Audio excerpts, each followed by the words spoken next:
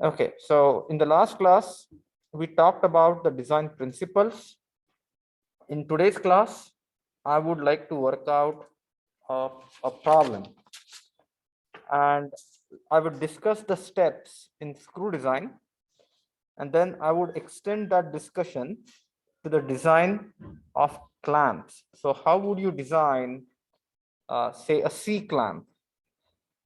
And the design principles are similar, equations are similar, but the applications could be different. For example, the purpose of a screw jack is for load handling, so lifting the load. And for design of C clamp is to clamp one or more pieces together. But the purpose is the same. It's a power screw application. So we would start with something like this. Let me give you the problem statement, and then we will work out the problem. So something like design a screw jack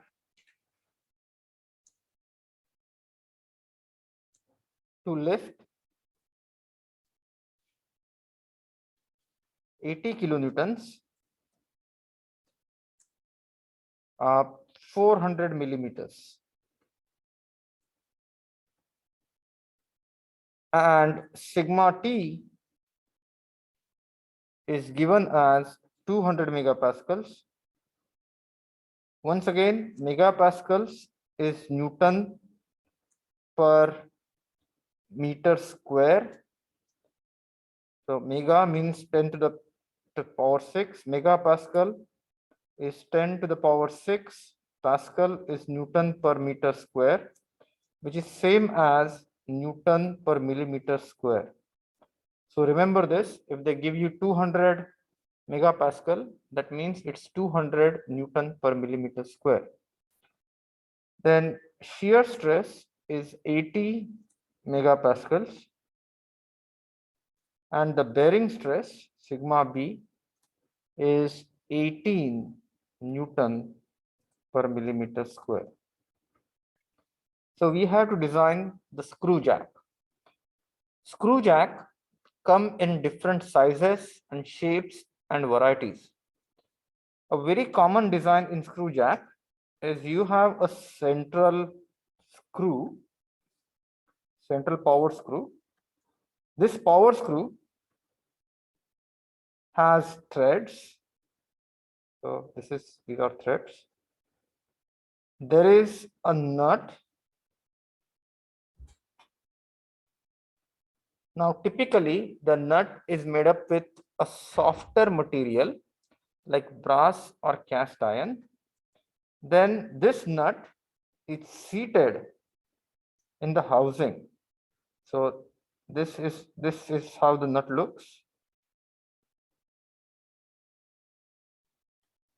And then there is going to be housing. And this housing would look something like this.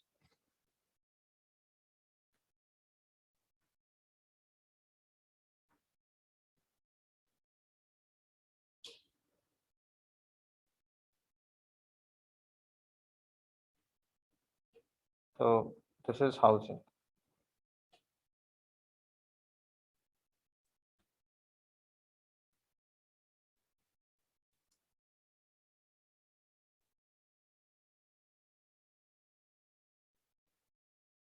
Then, just to make sure that the screw does not overrun, there will be a lock nut at the end. So there will be a locking mechanism so that the nut uh, prevents screw from overextending. On the screw, there will be a platform, and on this platform, usually there is some sort of work holding fixture.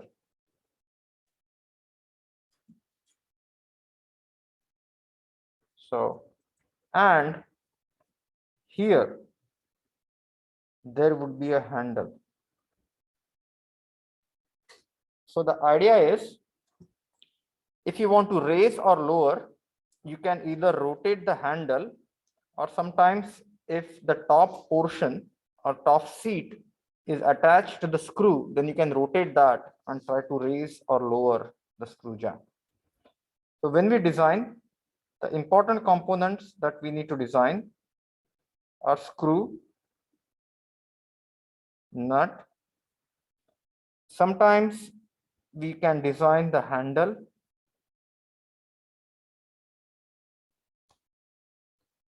and the housing comes from geometric proportions. So basically, you want to make sure that the housing is able to withstand the load as well as to provide the support so that the nut, screw, and the load can be supported on ground. So something like this.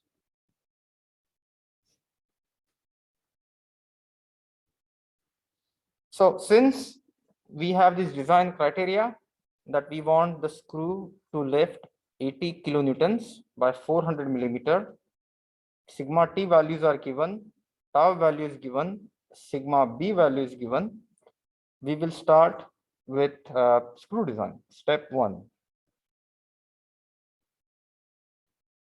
which is design of screw. Now, how would you design the screw? One thing, please note that here the value of sigma c is not given to us. So value of sigma c is not given to us. So to find sigma c, you can actually refer to the design data book and find out the value of compressive stress. So this is important to note. Sigma c, which is compressive stress, not given. So you can use the design data, or what you can do is you can use the approximation that sigma c is 1.6 times sigma t. This approximation usually is correct, 1.5 to 1.6 for steels. So you're going to get sigma c as 320 Newton per millimeter square. So please understand, this is sort of an open-ended problem. There is no right or wrong answers. But right now, we don't have any answer. So what we do is, first we start with some approximate analysis and gradually improve the accuracy of analysis iterative way. So to find the diameter of the screw, I'm going to look at the crushing failure of screw. So first, I'm going to look at crushing failure of screw. So crushing failure is sigma c is equal to P divided by A. Sigma c is 320. P is, I think, 80, 10 to the power 3, 5 by 4 times D square. From here, I'm going to get the value of D.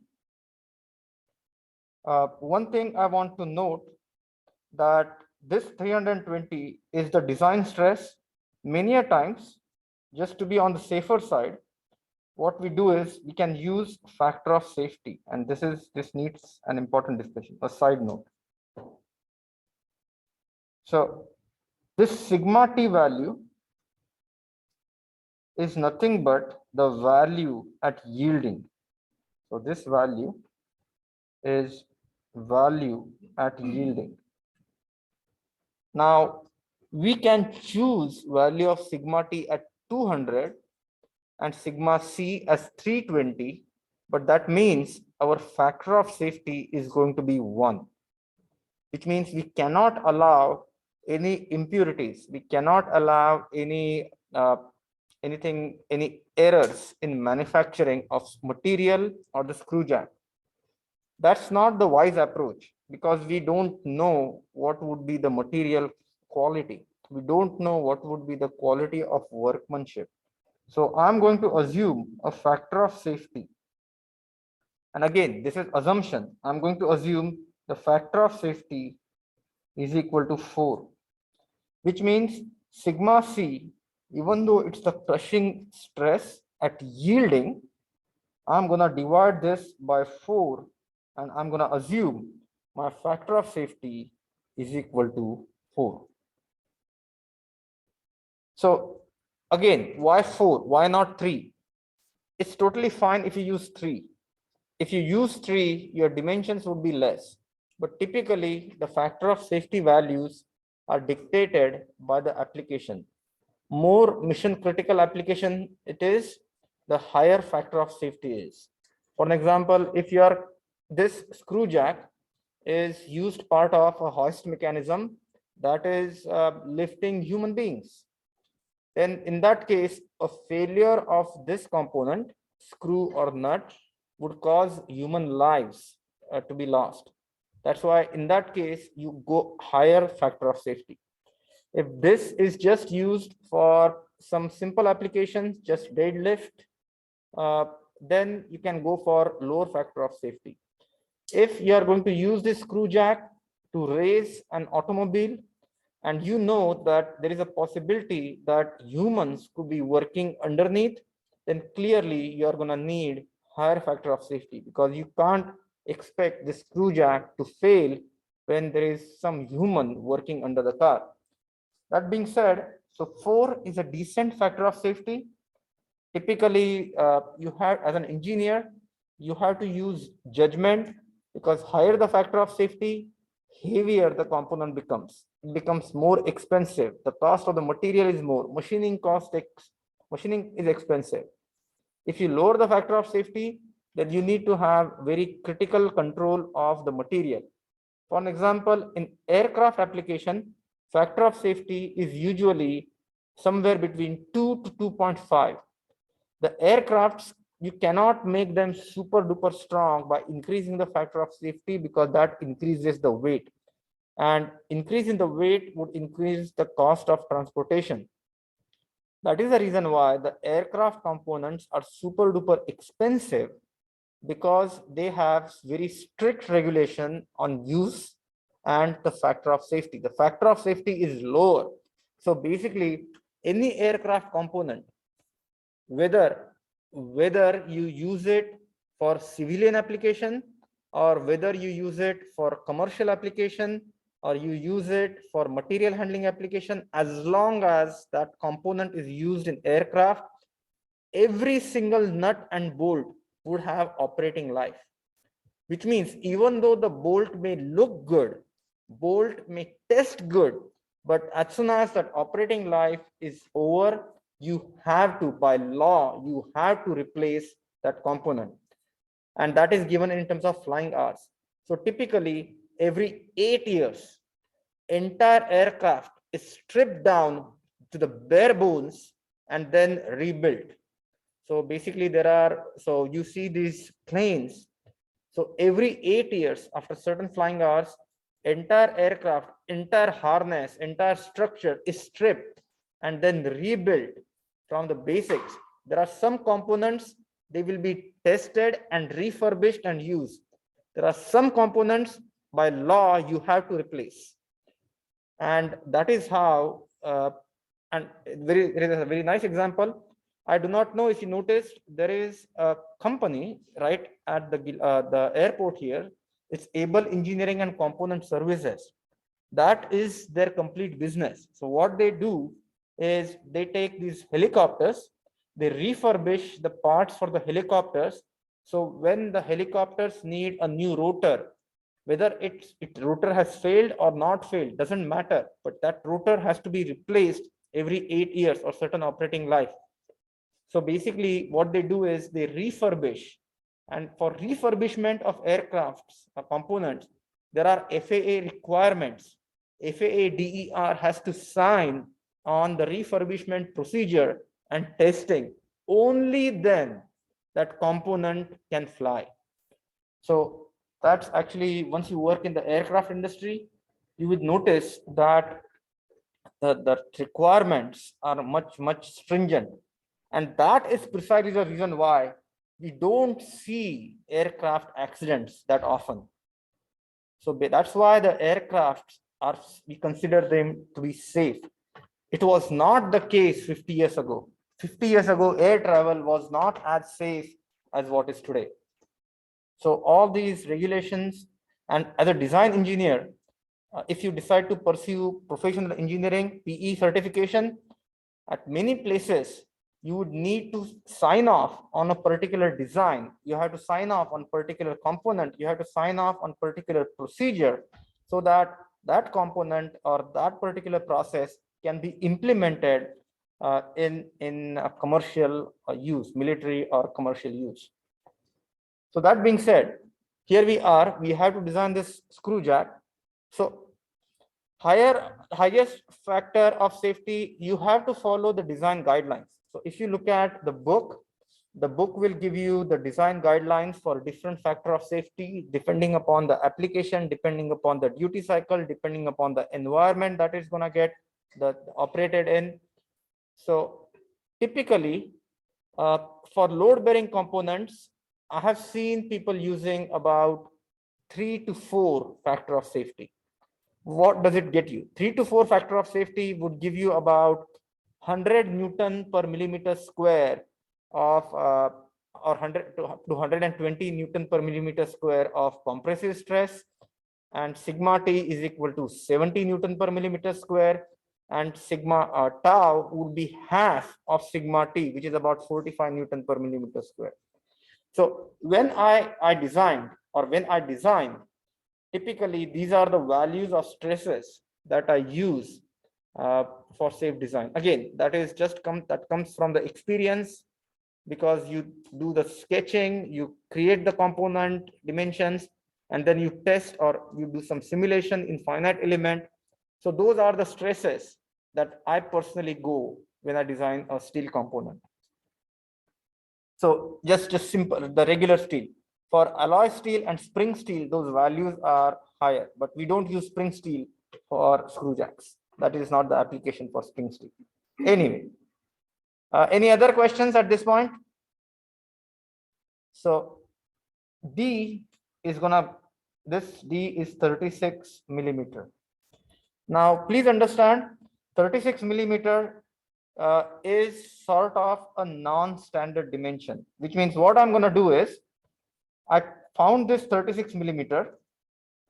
Now I'm going to go to McMaster, or I'm going to go to Granger, and I'm going to see what size screw is available as a catalog item. It is not possible for me to cut a power screw. I have to go and buy a power screw. So if you go down and then for this particular application, if you follow Machinery's handbook, design data book, or if you go to McMaster or Granger, the closest screw that you can find is 38 millimeter multiplied by 8 millimeter. Now, when you look at screw, there are different types of screws. So there is something called as the square screw, which means you have the screw and the threads are kind of square. So threads are kind of square. Sometimes you would observe that these screws would have trapezoidal shape. So basically something like this. So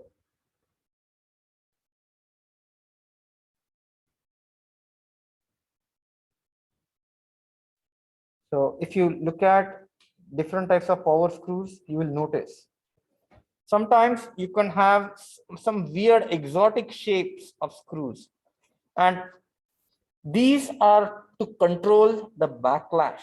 Because please try to understand, when you have a nut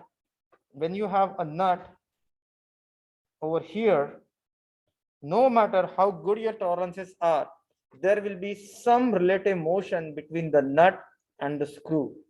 But by changing the shape or the geometry of the threads, you can minimize the relative motion.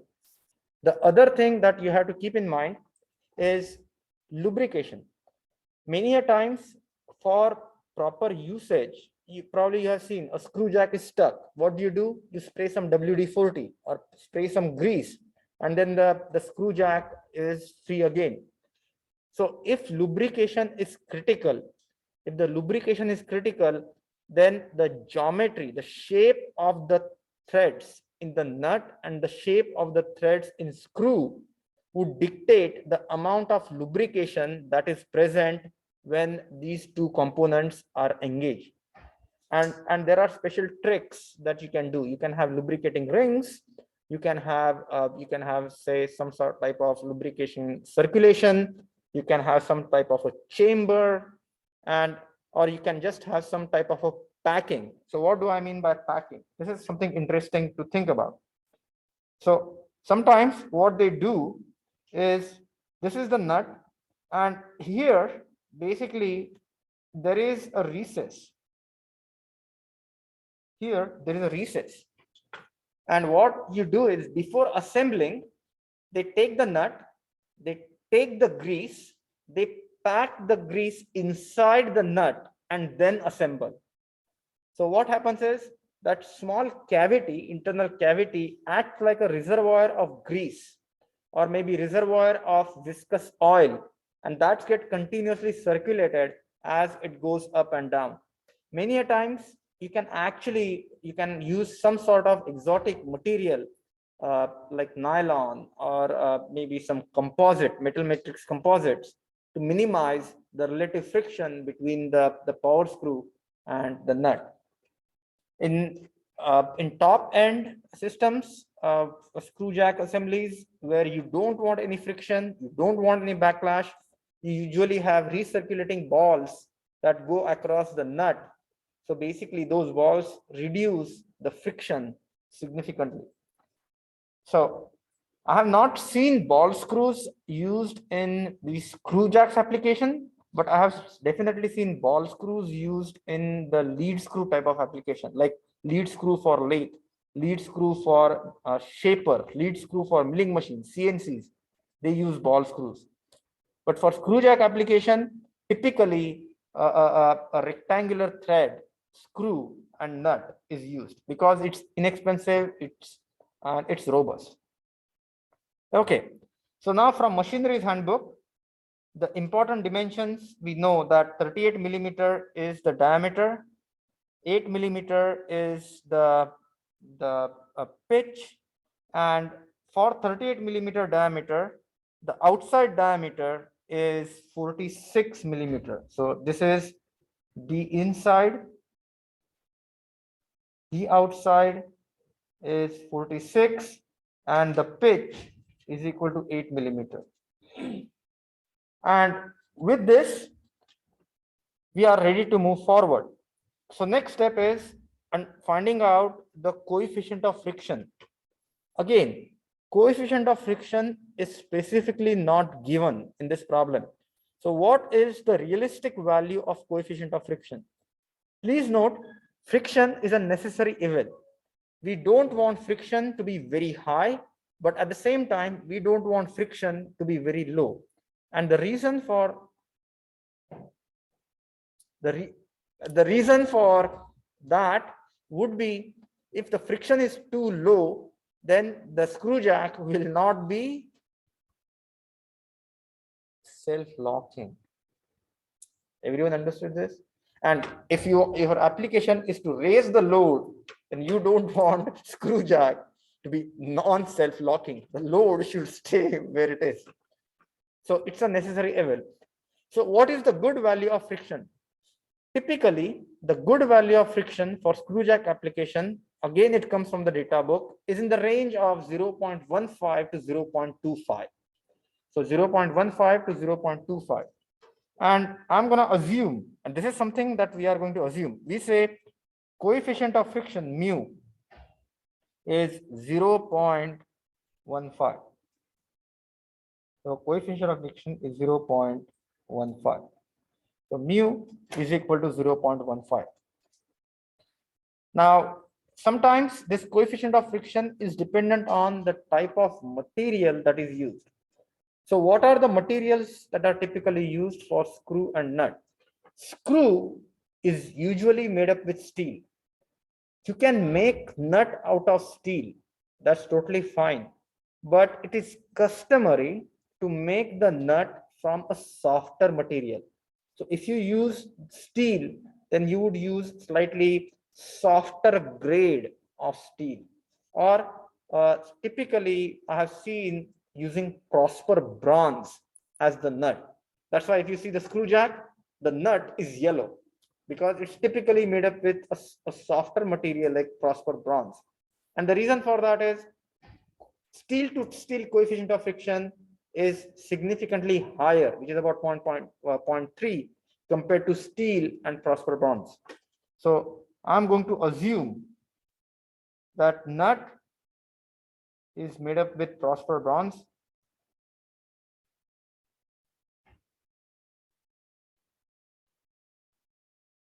And screw is made up with steel. Now, something that comes from my experience.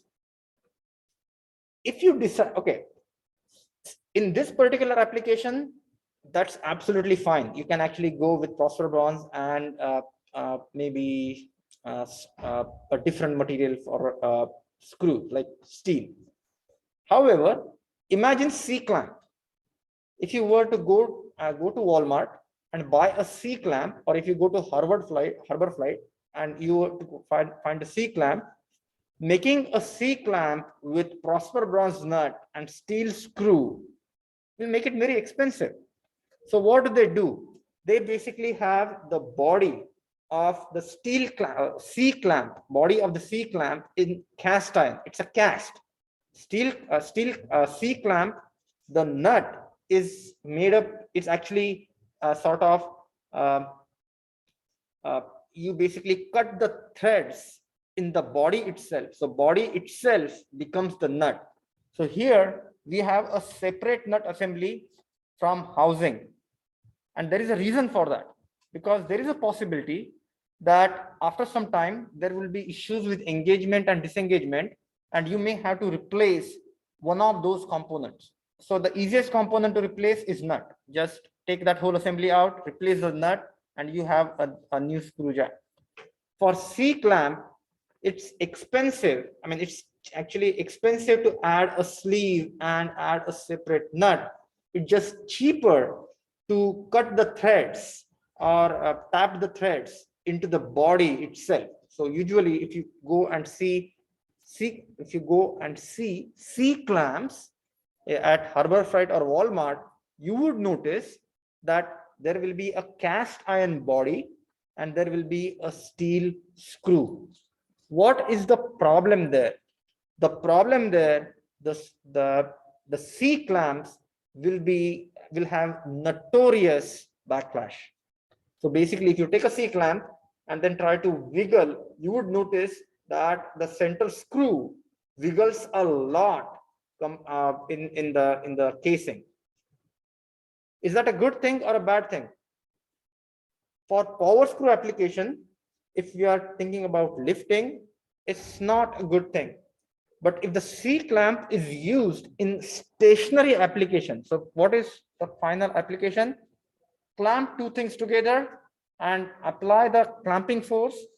So basically, that clamping force would help you reduce some relative motion, or it actually will take off some of that backlash. So even though C-clamps, cheaply made C-clamps have backlash, but when they are used in application, you actually clamp them and preload them so the backlash goes away. That's exactly what is done in the bearings. The bearings would have an inner race and the bearing would have an outer race. So you have the inner race that is rotating in the outer race. So if you want this relative motion, there will be some amount of backlash, or there will be some amount of clearance. But how would you take care of that clearance? How would you minimize that clearance in operation? By preloading. So basically, once you preload, basically you take care of backlash You take care of maybe a wobble, or maybe you take care of some deformity or deflection that is because of the manufacturing limitations. So this is an important question that sometimes get asked in design questions, that you notice that you have a gear train, or you observe that you have maybe some sort of assembly, and all of a sudden what you have is, you notice that there is a backlash and there is undesirable relative motion, but you cannot replace the assembly. So what would you do? The easiest answer is try to preload.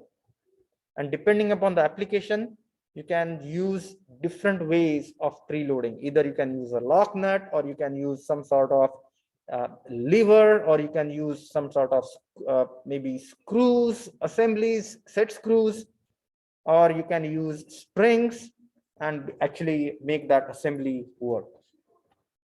Okay, that being said, so going on to the next part, we want to find out the coefficient of friction. From the coefficient of friction, I want to find out the friction angle.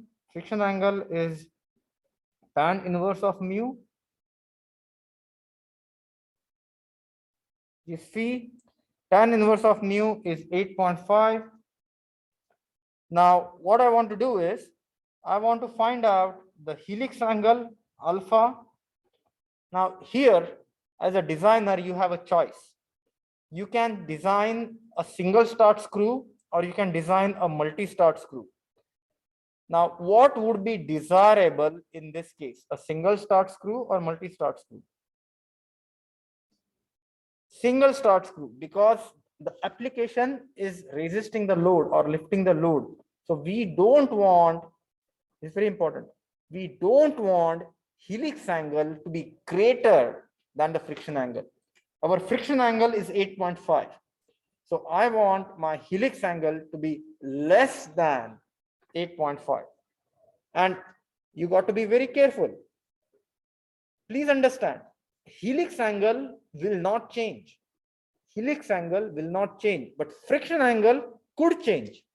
Friction angle, depending upon the lubrication, depending upon the application, depending upon the backlash, the coefficient of friction could change, and that may change the effective friction angle.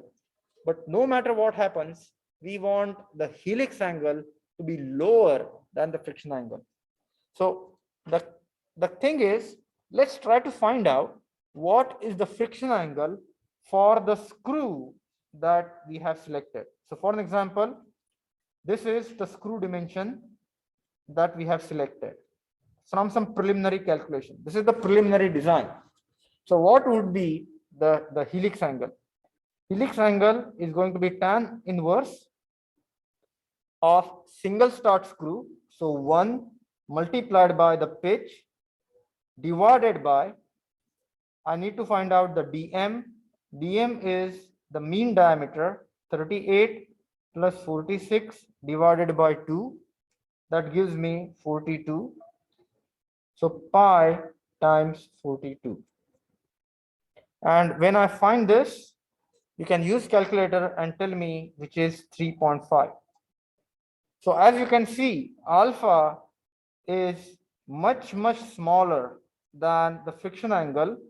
So if I were to show you the schematically, this is the friction angle, just assume, and my helix angle is half of it. This is 3.5, and my friction angle is 8.5. So this would ensure that even though there is slight variation in the friction, if the friction reduces, still the screw would be self-locking. That being said, any questions online, in-person students? Can someone tell me what would be the next step? I need to find out the torque. Torque is W dm by 2 times tan of C plus alpha. What is the value of W? W is 80 kilonewtons. dm is 42. divided by 2 tan 3.5 plus 8.5. And this is the torque needed to raise the load. And this is, I got, you can check my answer, 357 kilonewton millimeter, which is 357 Newton meter.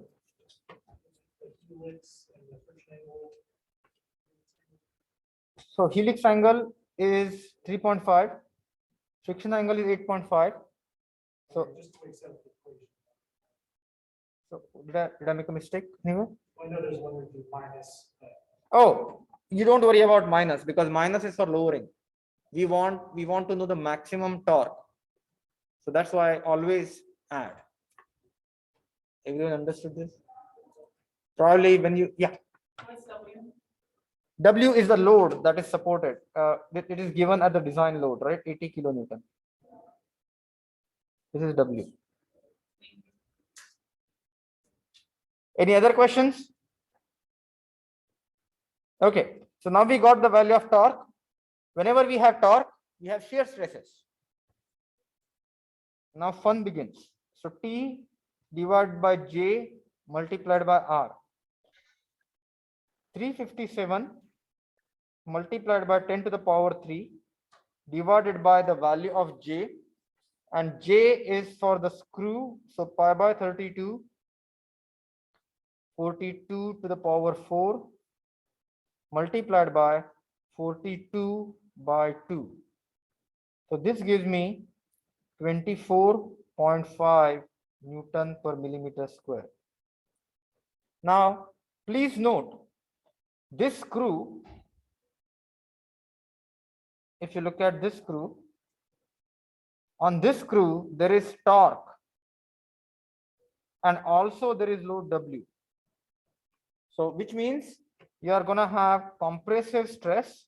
So, sigma normal stress is going to be W by A, where W value is 80 10 to the power 3 divided by pi by 4 area.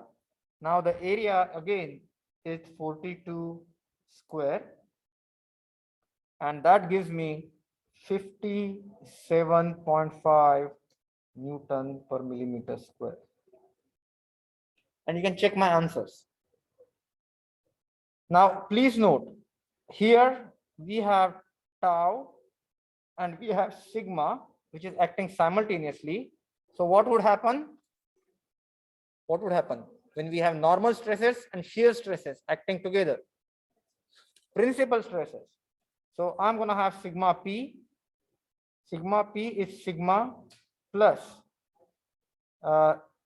sigma square plus 4 tau square square root divided by 2. Now, please understand, there are two types of principal stresses. One is a major principal stress, other is a minor principal stress. So, maximum principal stress and minimum principal stress. For design, we just want to make sure that the maximum stress is lower than our design stress. Everyone understood this? Our dimensions are the biggest and our stresses are the lowest. So, that is what we want to ensure.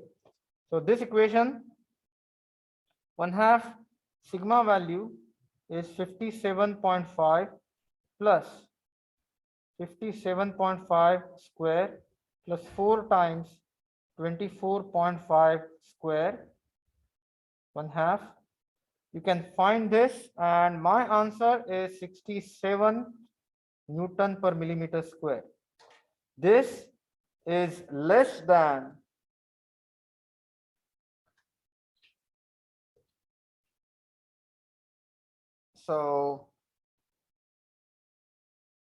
the value of sigma T, hence safe. So this is less than the value of sigma T. That's why this value is the safe value. So I can go to these dimensions. A word of caution. What if it fails? So here is the what if question. What if sigma p is greater than sigma t? No harm done. What we do is we have selected this value, which is 38 and 46. We just go to a higher value and again repeat the process.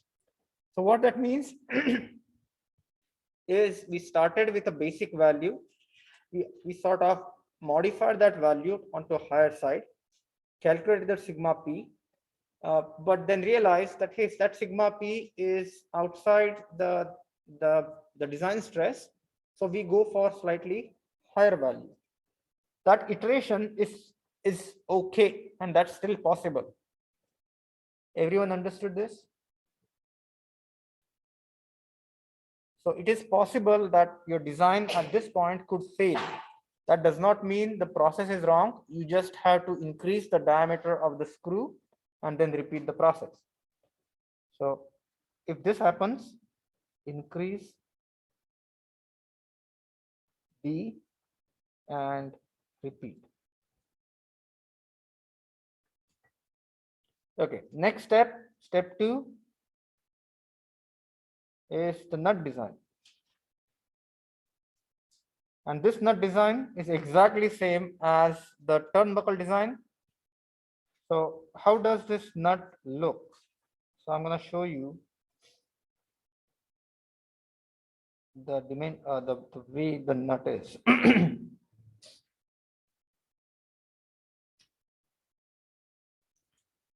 So how many minimum number of teeth are needed for complete engagement? 3. So remember this. So you would always, at minimum, you need 3 threads for complete engagement. So this is how the nut is going to look like. So step 1. So I have to find out n is equal to number of threads. So sigma c is equal to p divided by pi by 4. This is d outside. This is d inside.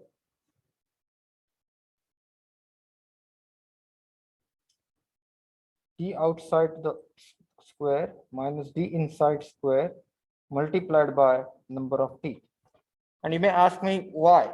Because please understand this annular area is actually supporting the load. Are you able to see this? So what you have is you have this annular area of the nut that is actually supporting the load. This is different than the screw, where in screw you have a solid area that is supporting the compressive load. But in the case of nut, if you look at the engagement, yes, John. So you can actually choose the factor of safety on other stresses, and then you can see if your design is safe or not. So you can choose a factor of safety. And so I'll make a change here. Say factor of safety. And then you can actually make sure that your stress, the principal stress, is safe or not. The next part is continuing the discussion here. So sigma c is, we chose sigma c to be, this is for the nut, which is phosphor bronze.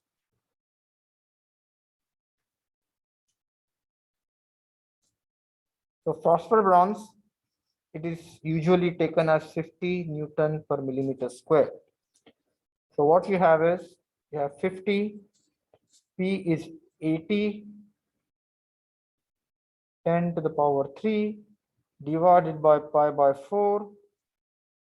D outside is given as 46.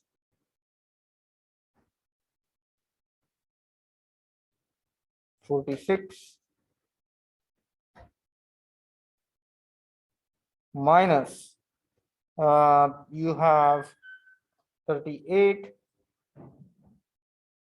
multiplied by n. From here, you can find out the value of n. And I got 2.4. So I modified 3. And then what I'm going to do is I'm going to say 3 plus 2 for safety, 1 for entry, 1 for exit.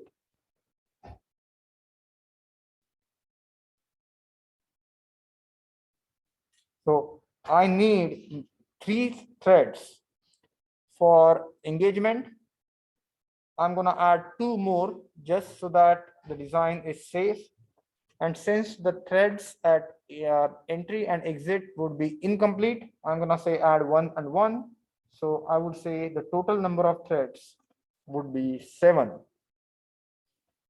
So if I have 7 number of teeth, question? If I have 7 number of teeth, let's look at the shear failure. Please understand the shear failure. Where would the shear failure occur? And I will try to show you where and how the shear failure would occur.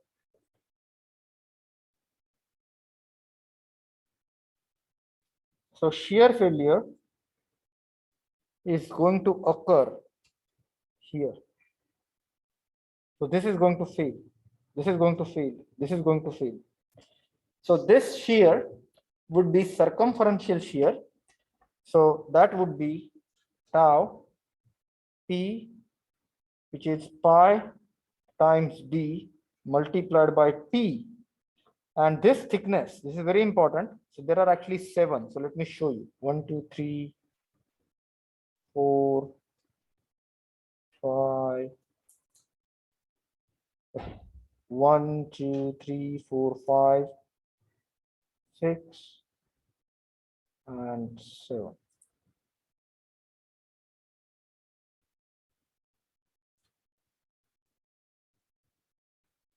So the failure is going to occur here, here, here, here, here, here. So that is the resisting area. So to find that out, what I need to do is this would be the resisting area.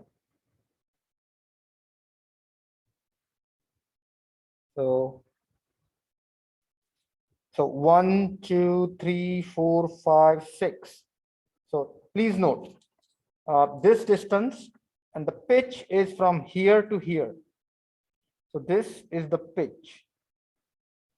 Pitch is 8 millimeters, which means the thickness of the thread is 4 millimeters.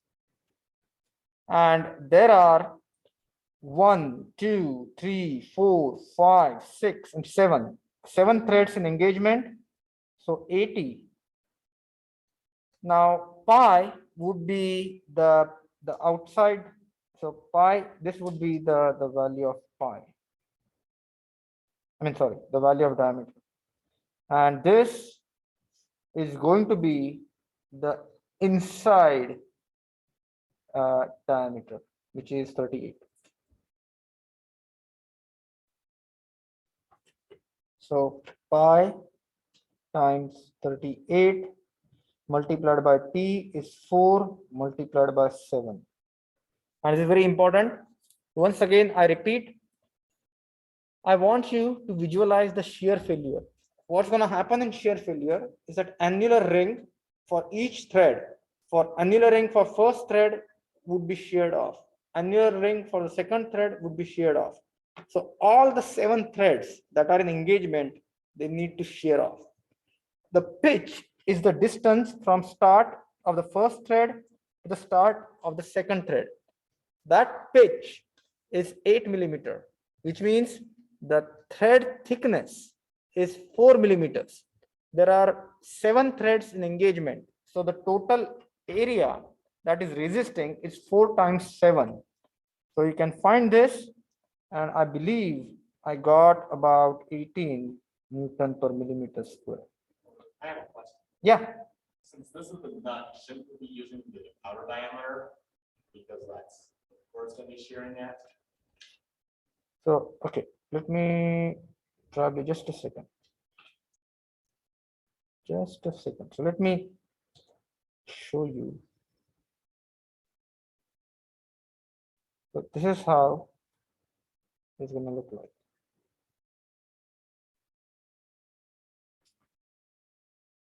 So it would, oh yeah, you are right. I made a mistake. I made a mistake. It's gonna shear over here. Sorry. Yeah, this is the nut. You are absolutely right. I made a mistake. So please note, this is not going to be 38. This is going to be 46. Sorry. Yeah. So this is nut. So this is where the shear failure is going to be. Yeah, you're absolutely right. 40, 46. 46. And then yeah, I got the value of 18 Newton per millimeter square. Then step 3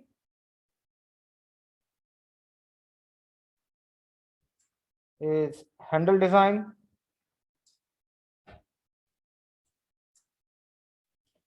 So for handle design, it completely depends upon what type of handle you are designing.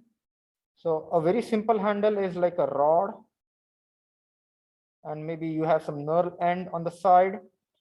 And the important aspect is what should be the length of the handle. And it again depends whether one person is going to raise or lower the load, or two people are going to raise or lower the load, or sometimes you have to use some sort of mechanical means to amplify the mechanical advantage. So typically for the human beings, there are guidelines on how much force human beings can apply by hand continuously, intermittently, or in an impact fashion. So those guidelines we have to follow. And those guidelines come from a lot of testing and experience. There are guidelines, the amount of force an average human being can apply by kicking. And that's what decides the, if you have seen the old bikes where you have to actually, you crank the engine by kicking. So the lever arm is designed based on the amount of force a human being can apply for a very short period of time by legs. That's why if you see a bike not that requires cranking by kicking, I don't know, have you seen those bikes where you start the engine by kicking, not by press button but kicking? If you use your hand, you won't be able to start it. Old cars, I don't know if you have seen those.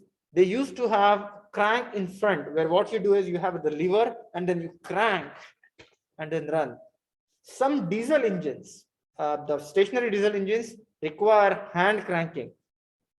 But the problem with hand cranking is diesel engines, they have a higher compression ratio. So as soon as the piston goes near the top dead center, the amount of force that you need to crank is significantly higher. So there are tricks. What they do is they partially open the valves so that the force is less, and then you crank.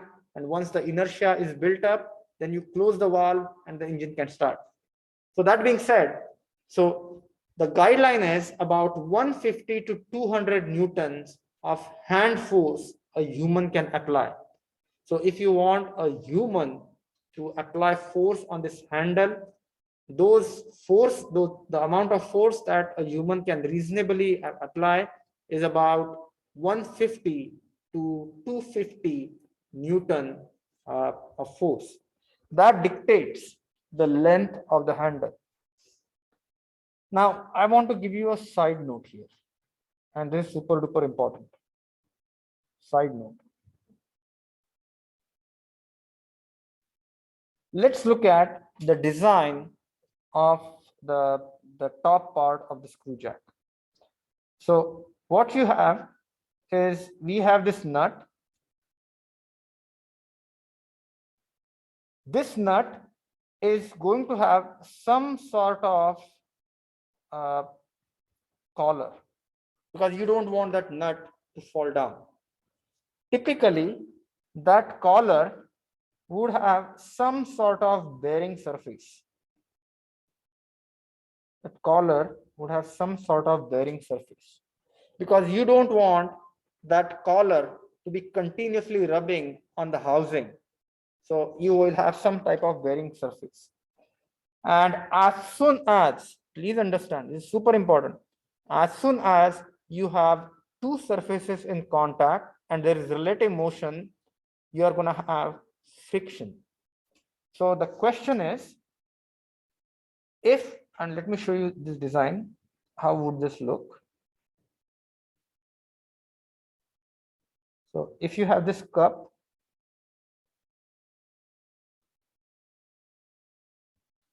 so this is the nut. Here there is nut. This is the screw.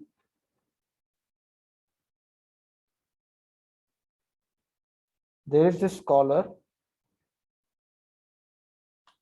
And there, here is this bearing surface. So bearing surface. Now, let me ask you this question. If I want to raise this load,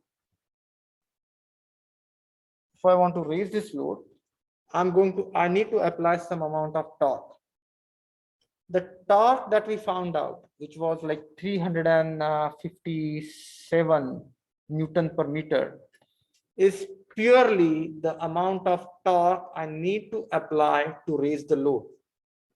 But since there is a bearing surface in between, I need to overcome the friction between the bearing plate and the collar. Are you with me so far? So now the question is, how do I estimate the frictional torque that I need to overcome so that I can get that screw jack going up? So the total torque, please understand, total torque is equal to the torque to raise the load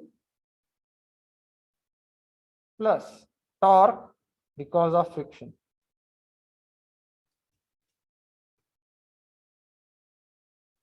Now, depending upon what design data book you choose, some design data books will say that, hey, assume the frictional torque to be 0.2 times the torque to raise the load. But what I want to do is, I want to give you an approximate way of finding out the friction torque. And this technique will be useful not only in the problems wherein you have something like a screw jack, but you can use the exact same technique when you are designing the friction clutches.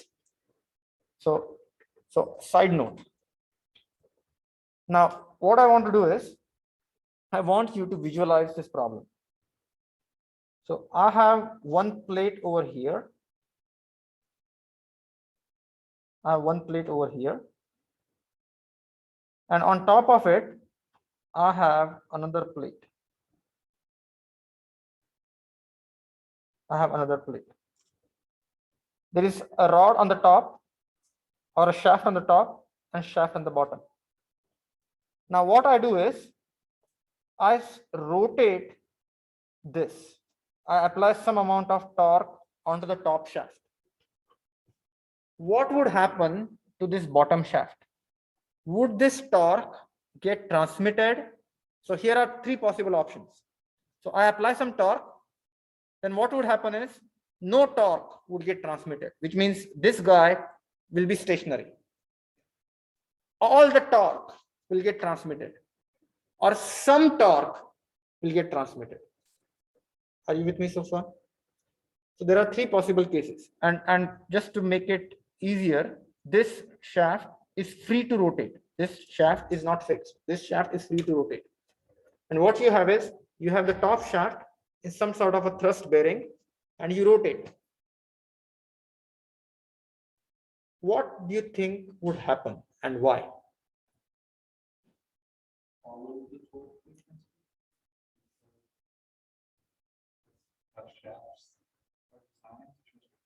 Okay, now let me give you an example. You have that flat surface, it's a circular plate. So you have this top plate, which is like this. And you have the bottom plate, which is also circular plate. Okay. They are in rigid contact. But now I spray lubrication in between those two. Do you agree with me that because of the lubrication, what could happen is the top plate would just spin and bottom plate will remain stationary? Do you agree with me? What has happened? I reduce the relative friction between the top plate and the bottom plate, and that caused torque not to be transmitted. So basically that all the torque went in dissipating, it got dissipated in heat. Now here is what I'm going to do. I'm going to add a spring over here. Okay, I'm going to add a spring over here and make sure that the top plate would continuously stay in positive contact with the bottom plate. Now what would happen? You agree with me that most likely some amount of torque would get transmitted. So the bottom plate would start rotating. Do you agree with me? Now I go a step further and I clamp those two plates. Then do you agree with me that torque has to get transmitted? Everyone understood this? Which means, which is very important, the torque transmission from the top plate to the bottom plate is dependent on, first, amount of friction between those two plates. Second, the load or the force between those two plates. Do you agree with me? In other words, the amount of traction that is available at the interface. Yeah. So in an engine and flash assembly, there's lots of torque. Exact same thing happens. So what you have is, this is basically a clutch plate. So this becomes a clutch plate. And what happens is, you have the springs that basically load and unload the clutch plates. And when the clutch plates are in contact, the traction is quite high. So all the torque can get transmitted. Same thing happens if you're driving on a flat road, asphalt road, and driving in sand or mud, because even though you are applying the torque, but the tire to road interface cannot support that amount of torque, and that's why your vehicle cannot go forward, and basically the wheel just spins. Okay, that being said, how would I find out the approximate frictional torque? So if this is the load W, if the coefficient of friction here is mu, do you agree with me that the frictional force at the interface is going to be mu times W? Do you agree with me? And mu times W multiplied by the radius is going to give me the torque.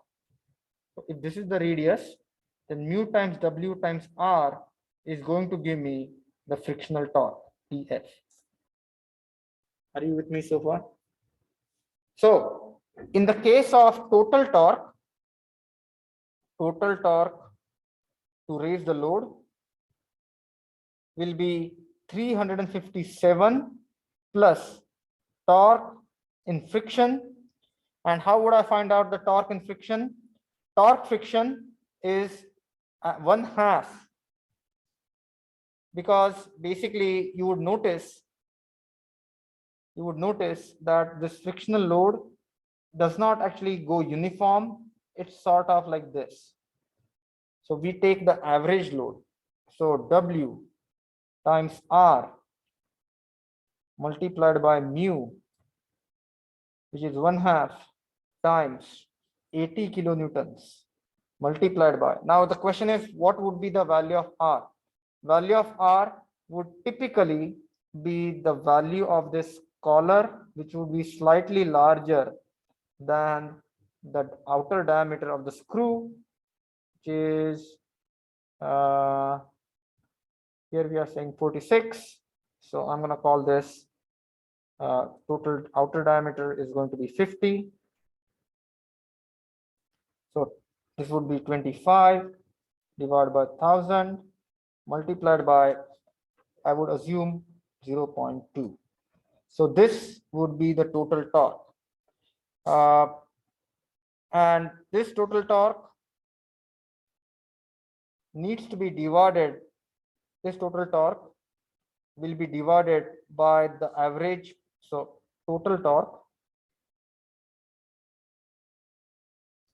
is equal to force by human multiplied by the lever arm. So typically the average force, you can assume that to be 300 newtons multiplied by L, and I don't know what value of total torque you get. Can someone tell me quickly what is this total torque?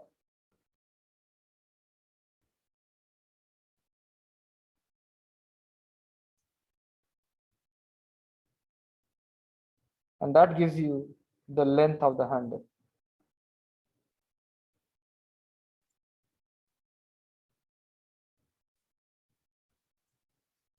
What is the total torque?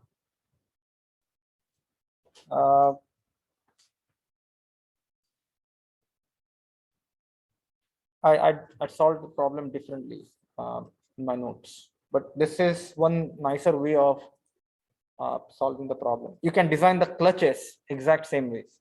You can design the thrust bearing exact same ways. So it's 300 that's the typical human force. Yeah, typical human force. And now where does this number come from? So I just want to think about, just to give you a feel for 300 newtons. What do you think? What is your impression of 300 newtons? Is that a very large force, small force, very low force?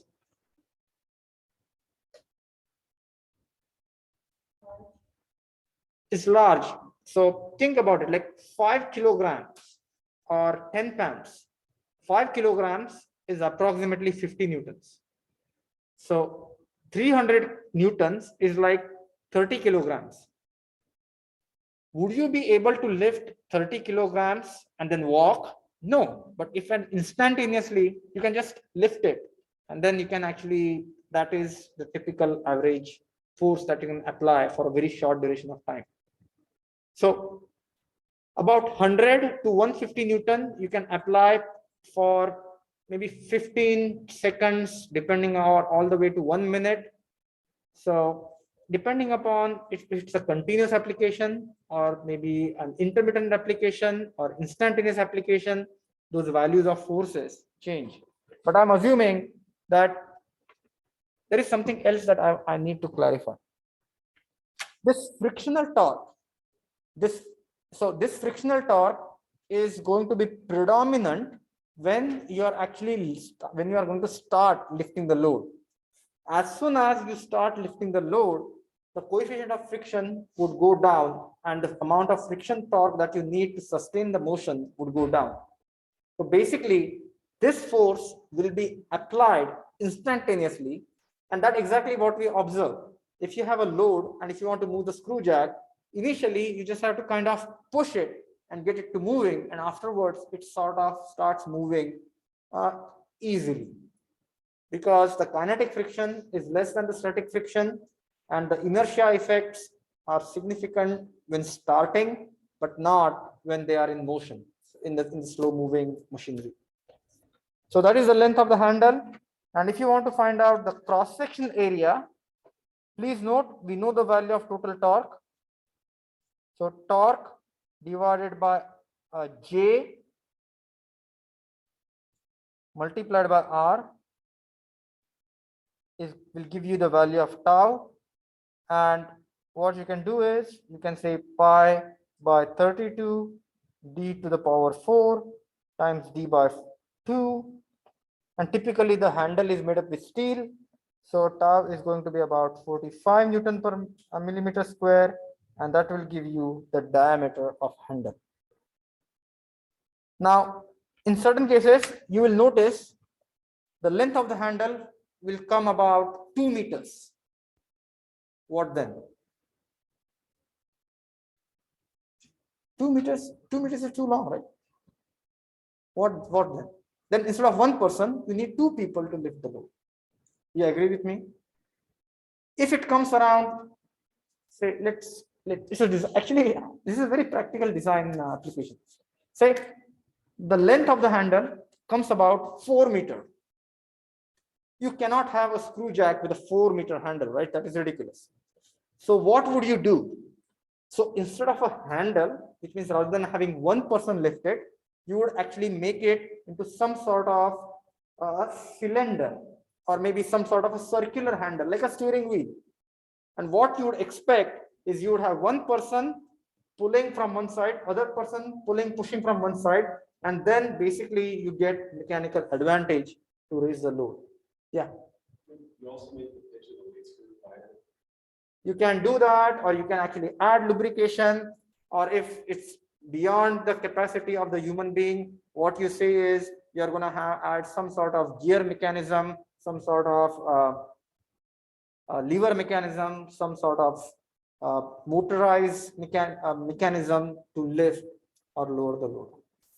So yes, so those are like design options that you can think about.